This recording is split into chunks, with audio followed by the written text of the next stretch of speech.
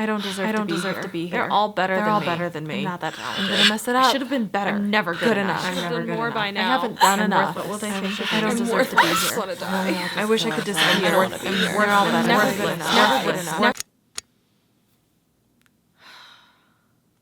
Hey, it's your girl Asante, helping you move consciously and creatively through life. And today I want to tell you the story of how I crawled out of a period that I didn't even realize was one of real self-loathing, where I was then and where I am now. The lowest mental moment of my life came a few years ago at an event where I was supposedly being celebrated. I was on a week-long retreat for one of those cohort programs where it's an honor just to be in the program itself, and as part of a group activity, they gave us a prompt to respond to. They wanted us to answer this question about ourselves.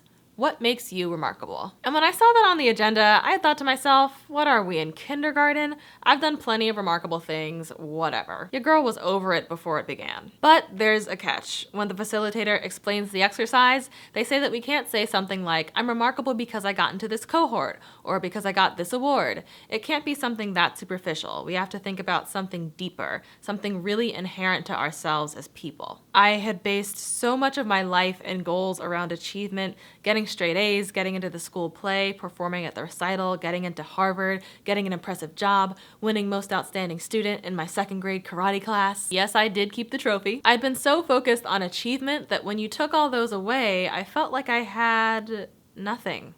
I have nothing to say, nothing outside of awards or recognition that makes me particularly special, nothing that makes me important or unique, nothing that makes me remarkable. And then I realize I have nothing to say. My head is empty. I can't think of a single good thing about myself. I can't think of a single reason I deserve to be here. I really can't think of a single reason I deserve to be here. Maybe I don't deserve to be here. I don't deserve to be here at all. I really don't deserve any of it. I'm not valuable at all. I'm worthless. I'm Asante?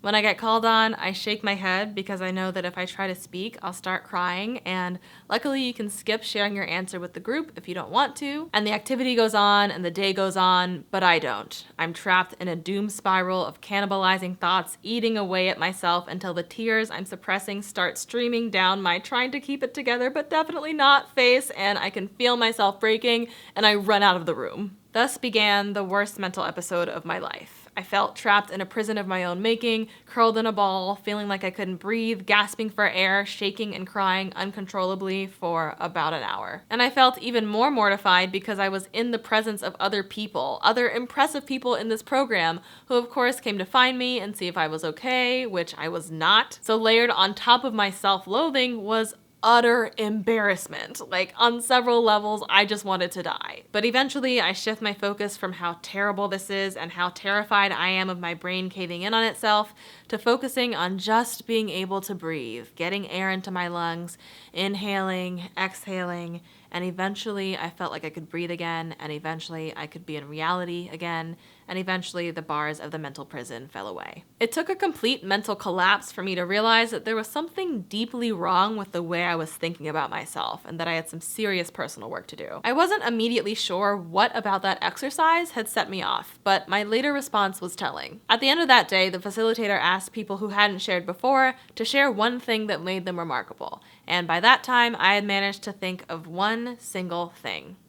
I was hardworking. I've always been work-oriented, but I didn't realize the grip that it had on me until I started reflecting on that day and trying to figure out what went wrong and how to fix it. I doubled down on my personal development reading. I read more about mindfulness and ego. In an effort to get out of my own thoughts, I started trying to meditate, which I found incredibly difficult. And eventually online, I started seeing the phrase, "Your value is not in your productivity," or "You are not your productivity." And I was like, I feel like this strikes at my problem. Because this is a phrase that sounds correct, and in my mind it seems correct, and I would say that about a friend, but I didn't feel it in my bones about myself, and I wanted to feel it in my bones. I personally was so focused on making a positive impact in the world, and you make an impact through your actions, right? So wouldn't your value be largely determined by the things that you do, the things you create, the projects you complete, your life's work? It didn't all click for me until I read The 7 Habits of Highly Effective People by Stephen Covey. There's so much valuable in this book. I do a lot of personal development reading, and you can find some of these ideas elsewhere, but if you're only going to read one personal development book, This is the one I think you should go for. It's incredibly well-rounded. In it, he talks about how many people center their lives on different elements of the outside world, and what you center your life on gives you your sense of value and purpose. And one of the many things people center their lives on is work and career. And what really got me were the details of what he said work-centered people value. Covey says, work-centered people may become workaholics, driving themselves to produce at the sacrifice of their health, relationships, and other important areas of their lives. Their fundamental identity comes from their work. I'm a doctor. I'm a writer. I'm an actor. I'm an artist. Wait, I'm sorry. Was I reading the book or was he reading me? I'm speechless. In that moment of reading that for the first time, it felt like someone held up a mirror and I finally saw myself and where I'd gone wrong. Because Covey prefaces this by saying that those centers of your life are ultimately unfulfilling, and that relying on things like work for your sense of purpose and values leaves you vulnerable and fragile. I realized I'd never feel good enough if I had a work center, because there's always more work to do. There's always more you could be achieving. There will always be someone with a shinier career and fancier credentials that you don't measure up to. And even if you do win the award, that's just this year. What about next year? What if you're not good enough to continue winning? There's always a next rung of the ladder that you haven't reached yet, and I would never feel like I've arrived, like I could feel satisfied with what I'd done. Covey's alternative is to live your life centered on principles,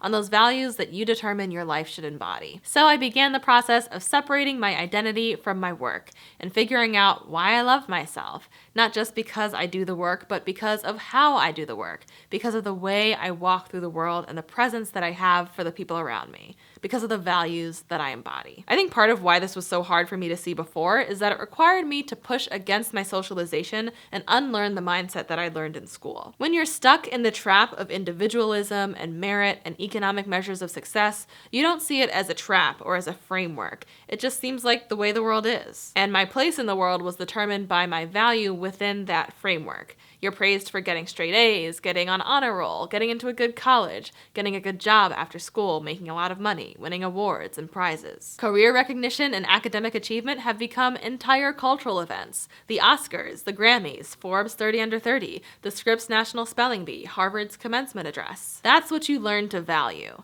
And those things seem pretty awesome to be a part of. Like, the appeal makes sense. Who wouldn't want to be winning? I mean, I'll definitely take the Oscar, hello. But living based on our values is really about how we treat others and how we treat ourselves. It's not about what we can achieve or produce individually. How we conduct ourselves is all about how we relate to others. Are you honest? Do you act with integrity? Are you kind? Do you really listen to other people? Do you also prioritize your own well-being? That's how you live your values. And those things just aren't glorified the way that leading a Fortune 500 company is. A couple birthdays after my low point, I decided that I wanted to make some new friends, so I set up a profile on Bumble BFF. And in your profile, you put a couple of pictures and some thoughts about what things you like to do, what you're looking for in a friend, and what kind of person you are. It's a portrait, not a resume. And for the first time, I took a step back and judged myself not as a student or an employee or a leader or an award winner, but just as a person. I liked who I saw looking back at me. I thought to myself, yeah, I would hang out with this person. I like this girl. I'm actually a good person. Actually, I'm great.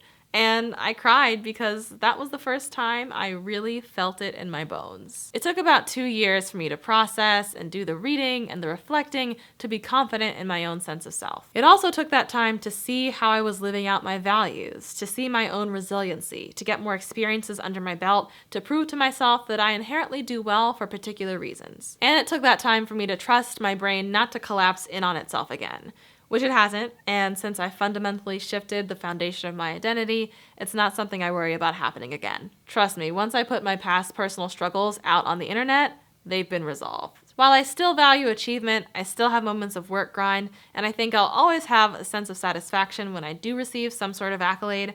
I now know to put that feeling in its place. I can still use awards as motivators to make progress without letting recognition or career advancement determine whether I feel like I've personally failed or succeeded. Now I have a list of things as a part of my personal manifesto that I review at least once a month that are things that I love about myself. If you're interested in what my exact manifesto looks like, I'll have it up on Patreon. Before this whole journey, I didn't think of myself as someone who didn't love myself. I took time for self-care, and at a high level, I thought I was generally a good person. I didn't allow myself to be treated poorly by others. The thing is, I was the only one who was allowed to call me names, and I hadn't taken the time to clarify my own value to myself, outside of my career, achievements, and the work I did for others. Yes, impact is valuable, but the way you live is impactful, outside of the tangible outcomes you produce. Your compassion is valuable. Your trustworthiness is valuable. Just being there for other people makes you valuable. The book, The Courage to be Disliked, which is another fantastic mind-expanding read, has a great demonstration of this lesson. In the book, one of the characters poses this scenario. Suppose your mother is in a pretty bad car accident. She's in critical condition and her life is in danger. You'd be thinking about her, wanting her to pull through, and you'd be really grateful if she fully recovered. Not because you wanted her to do something in particular, but because she's your mother. She's valuable just by being there. She's part of your psychological and emotional support system. And of course, this example mainly works when the mother is embodying certain principles, like being supportive to her children. As the book says, instead of thinking of oneself on the level of acts, one first accepts oneself on the level of being. In the comments, let me know what makes you remarkable. I'll go first, and I'll have my full thoughts in my personal manifesto on Patreon. Big shout out to my Patreon supporters who are helping me to make this channel more sustainable. As always, remember to live spiritedly and think creatively, and I will see you next time.